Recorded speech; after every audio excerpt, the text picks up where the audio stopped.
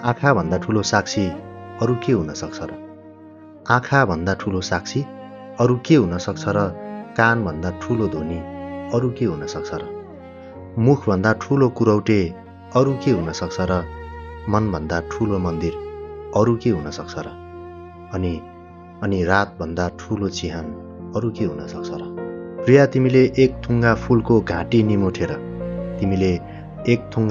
घाँटी निमुठेर जब ती कानमा सिउरिन्छौ, यो मुखले चुपचाप आँखा चिम्लेर मनको मन्दिरमा कुरा चढाएपछि सुनसान चिहान दन्किरहेछ।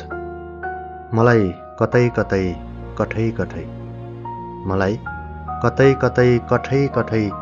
फुलले तुप्प शीत चुहाएर एउटा गुनासो पोकेको छ। तिमीले बिहानै मन्दिरलाई बलि दिन फुलको घाँटी सेर्यौ अरे।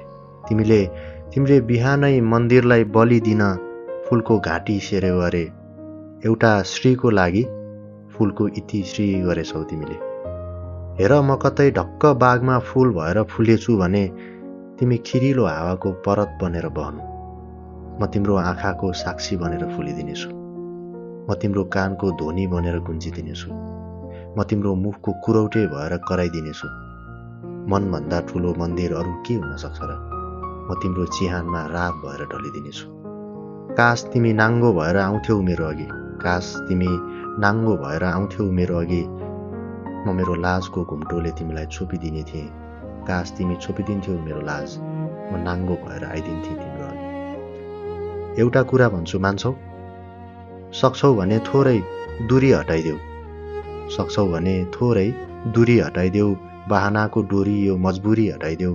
दुई मुटु एउटै ज्यान हुन मन छ मलाई। भयो यो सम्मानको जिउ अनि हजुरी हटाइदेऊ।